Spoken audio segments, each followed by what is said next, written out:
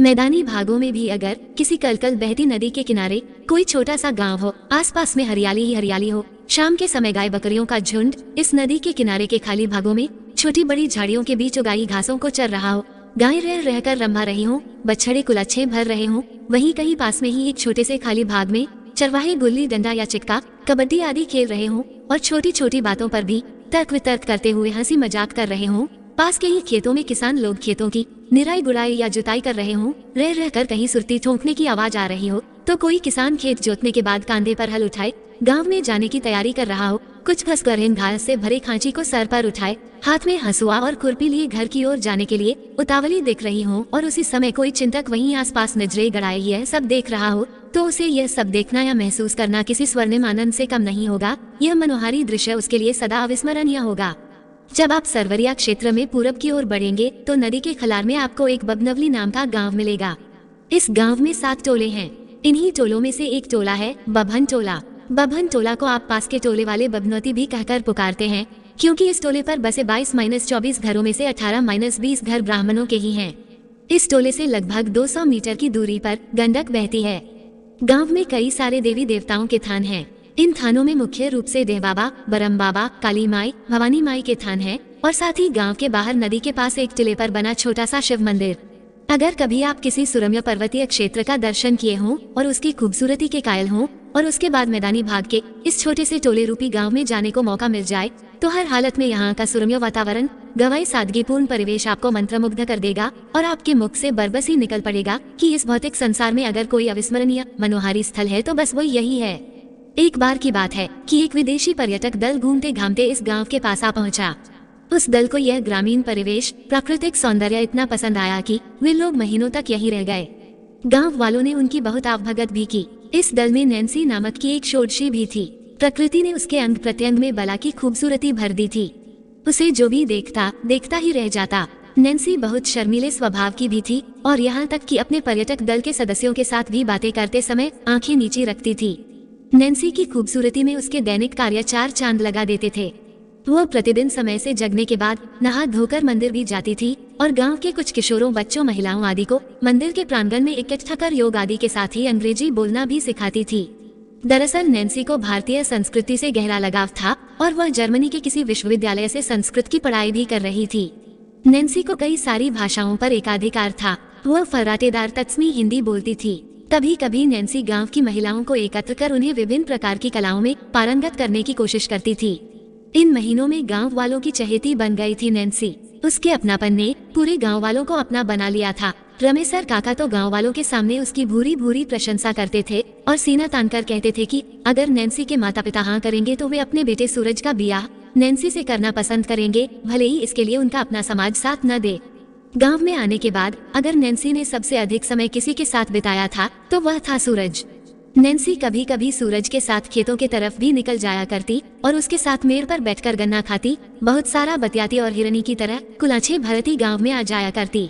कभी कभी जब सूरज गाय बैलों को नहलाने के लिए नदी पर जाता तो नैन्सी भी उसके साथ जाती और मवेशियों को नहलाने में उसकी मदद करती। पुआल का लुड़ा बनाकर गायों बैलों के शरीर पर मलती, गायों बछड़ों को दुलराती और किसी गाय का पगहा पकड़े कोई विदेशी गीत गुनगुनाते सूरज के साथ लौट आती। कभी कभी किसी बात को लेकर नैन्सी और सूरज लड़ भी जाते, पर यह तकरार बहुत अधिक देर तक उन्हें एक दूसरे से दूर नहीं रख पाती। कहीं न कहीं सूरज और नैन्सी के दिल के किसी कोने में प्रेम अंगराई लेने लगा था। प्रेम की लौ जलने लगी थी, पर वे दोनों अनजान थे इससे।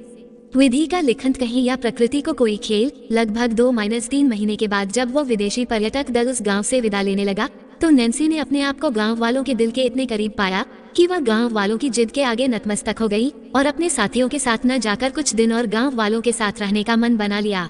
नैन्सी ने जो ही उस गांव में कुछ दिन और रुकने की बात कही, सभी ग्रामवासी प्रफुल्लित मन से मन ही मन उसकी जय जयकार करने लगे। रमेसर काका तो इतने प्रसन्न थे कि उनके आंख के आंसू बहुत चाहने के बाद भी आंखों में रहना उचित नहीं समझे और आंखें भी अब उनको विदा करना ही ठीक समझें। लोग कुछ समझ पाते इससे पहले ही रमेसर काका दौड़कर नैन्सी को बाहों में भर लिए और अपनी बेटी की विदाई करने वाले बाबुल की तरह अरे मेरी बेटी कहकर हंसने लगे। नैन्सी भी अपने आप को रोक न सकी और उनसे लिपटकर आंसू बहाने लगी। नैन्सी ने रमेसर काका के घर के सभी कामों में हाथ बटाने के साथ ही गांव वालों को सिखलाना पढ़ाना जारी रखा। धीरे धीरे 10-11 महीने बीत गए और अब नैन्सी पूरी तरह से ग्रामीण किशोरी के रूप में परिणत हो चुकी थी। इन 10-11 महीनों के बीच नैन्सी ने गांव के किशोरों और युवाओं को इतना प्रेरित किया था, इतना उत्साहित किया था कि गांव के लगभग अधिकांश किशोर युवा जो 10वीं और 12वीं आदि पास थे, वे अपनी मेहनत के बल पर सरकारी नौकरियों में चयनित हो गए। रमेसर काका का बेटा सूरज भी एनडीए की परीक्षा उत्तीर्ण कर प्रशिक्षण के लिए पुणे आ गया।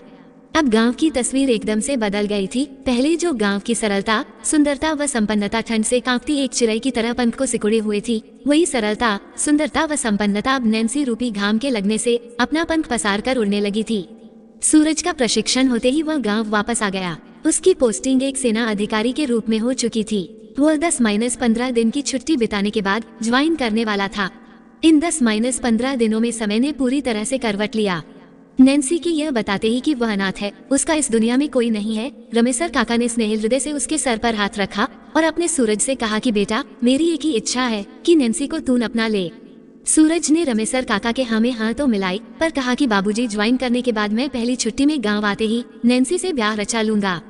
कहते हैं कि आदमी एक खिलौना है उस शक्ति का जो अपने मनोरंजन के लिए अपने हिसाब से आदमी के साथ खेलती है। इस खेल में आदमी का बस नहीं चलता, उसे तो बस एक कठपुतली की तरह उस शक्ति के इशारों पर नाचना पड़ता है। वह शक्ति जिसके अदृश्य होकर भी दृश्य होने का भान है, वह कभी कभी कुछ ऐसे खेल कर जाती है कि खिलौना टूटकर बिखर जाता है या उसकी दृश्यता अदृश्यता में परिणत हो जाती है। जी हाँ, परिणीता बनने से पहले ही उस शक्ति ने कुछ ऐसा ही खेल खेला नैन्सी के साथ। ऐसा खेल जो नैन्सी के जीवन में ऐसा भूचाल ला दिया कि वह सदा सदा के लिए अदृश्यता में दृश्य बन गई। हुआ यह था कि सूरज सीमा पर आतंकी गतिविधियों का शिकार हो गया था और उसकी लाश भी शायद आतंकी उठाकर ले गए थे। सेना के कई जवान अधिकारी गायब हो गए थे और 15-20 दिन तक खोज करने के बाद भी जब उनका अता पता नहीं मिला तो सेना ने यह मान लिया था कि वे आतंक की भेंट चढ़ गए। नैन्सी, वही नैन्सी जो पहले एक हिरणी की तरह कुलच्छे भरती रहती थी, अब एक मूर्ति बनकर रह गई थी। खाना पीना सब कुछ त्याग दिया था उसने। गांव वालों ने, रमेसर काका ने उसे बहुत समझाया, पर सब कुछ समझकर भी वह एक नासमझ बनी रही। सुनी आंखों से राह निहारती रही, गांव के बाहर पागलों जैसी घूमती रही। एक दिन पता नहीं उसे क्या सूझा कि उसने सरकार को पत्र लिखा, जिसमें उसने लिखा था कि उसका सूरज जिंदा है, वह मरा नहीं है। फिर से अभियान चलाकर उसकी नई सिरे से खोज की जाए, वह जरूर मिल जाएगा। पर सरकार उस पत्र पर कोई कार्रवाई नहीं की, क्योंकि वह भी पूरी तरह से मान चुकी थी कि सूरज शहीद हो चुका है। अब नैन्सी के पास खुद कुछ करने के सिवाय और कोई चारा नहीं था। वो हर हालत में सूरज को पाना चाहती थी और उसका दिल यह मानने को कतई तैयार नहीं था कि सूरज अब नहीं रहा, क्योंकि वह एक दिन रमेसर काका से भी कह रही थी कि काका, अगर सूरज नहीं रहा तो मुझे इसका एहसास क्यों नहीं हुआ। काका, हम दो जिस्म पर एक जान है, अगर उसे कुछ हुआ होता तो मुझे जरूर पता चलता। पर सात्विक समर्पित प्रेम को समझना सबके बस की बात नहीं होती। रमेसर काका ने इसे नैन्सी का सूरज के प्रति दीवानगी, पागलपन समझा और बस उसे सांत्वना देकर रह गए। लगभग 1 महीने बीत गए। अब नैन्सी थोड़ी कठोर सी लगने लगी थी। उसके चेहरे पर अजीब से भाव बनते बिगड़ते रहते थे। लोगों को लगता था कि वह थोड़ी सी बावली हो गई है।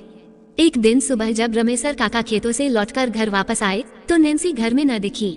दरअसल नैन्सी तो सूरज की खोज में निकल गई थी। नैन्सी के जाने के लगभग 14-15 दिनों के बाद एक ऐसी घटना घटी जो रमेसर काका और गांव वालों के लिए बहुत ही हृदय विदारक थी। इस घटना ने पूरे गांव को स्तब्ध तो कर दिया था, पर पूरे गांव वाले क्या, जो भी इस घटना को सुनता नैन्सी के कारनामे के आगे नतमस्तक हो जाता। दरअसल नैन्सी एक सैनिक के भेष में भारतीय सैनिकों की आंख से बचते हुए वहां पहुंच गई थी जहां से सूरज गायब हुआ था। उस जगह पर पहुंचकर नैन्सी ने गोली चलाते हुए दुश्मन सेना के खेमे में भूचाल ही नहीं लाया था, अपितु कितनों को मार गिराया था। और भारतीय सेना कुछ समझ पाती इससे पहले ही दुश्मन सेना की एक गोली ने उसकी एक लीला कर दी थी। फिर सेना के जवानों ने नैन्सी के शव को अपने कब्जे में लेकर कुछ कागजी कार्रवाई करने के बाद उसे ससम्मान रमेसर काका को सौंप दिए थे। नैन्सी के चले जाने से केवल रमेसर काका का ही घर काटने को नहीं दौड़ता था, अपितु पूरे गांव में शोक की लहर थी। यहाँ तक कि वह ग्रामीण, सात्विक, मनोरम परिवेश अब आग उगलने लगा था। पर समय अच्छे अच्छे घावों को भर देता है। काफी समय बीत जाने के बाद गांव फिर से अपने पुराने ढर्रे पर लौटने लगा था। लोग बीती बातों को याद कर अपनी आंखें तो गीली कर लेते थे, पर उसे एक बुरा स्वप्न मानकर भूल जाना चाहते थे। एक दिन सुबह सुबह रमेसर काका खेतों से लौटकर आए तो क्या देखते हैं कि घर में किसी के पायल की आवाज सुनाई दे रही है। उन्हें बहुत ही कौतूहल हुआ, पर जब वे घर में घुसे तो चूल्हा जलता देख उनके सर की लकीरों के साथ ही पसीने भी उभर आए। जो कुछ भी हो रहा था वह अजीब था और रमेसर काका कुछ समझ नहीं पा रहे थे। तभी उन्हें एक आवाज ने विस्मित कर दिया। जी हाँ, एक महिला आवाज ने।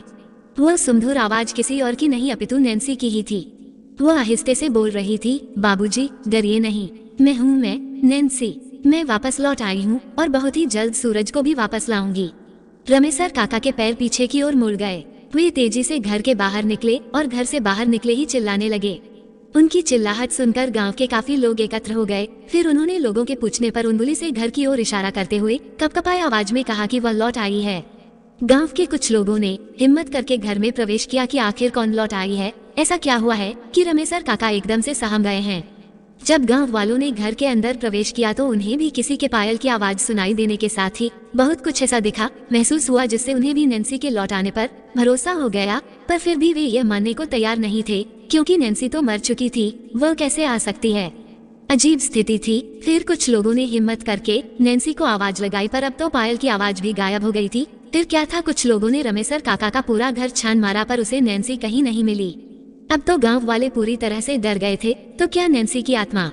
खैर, उस दिन गांव वालों ने दोपहर में मंदिर पर एकत्र होकर इस पर चर्चा करनी शुरू कर दी।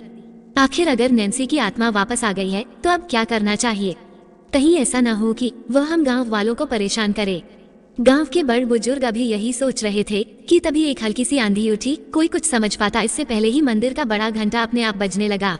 सब लोग सहम कर बैठ गए। किसी को कुछ भी समझ में नहीं आ रहा था। तभी घंटे की आवाज धीमी होने लगी और एक अदृश्य महिला आवाज गूंजने लगी, हाँ, मैं नैन्सी हूँ नैन्सी, मैं वापस लौट आई हूँ और जब तक सूरज को लाकर रमेसर काका को सौंप नहीं देती मैं यहाँ से नहीं जाऊंगी। पर हाँ, मैं यह भी वादा करती हूँ कि मेरे कारण इस गाँव के किसी का भी कोई बुरा नहीं होगा।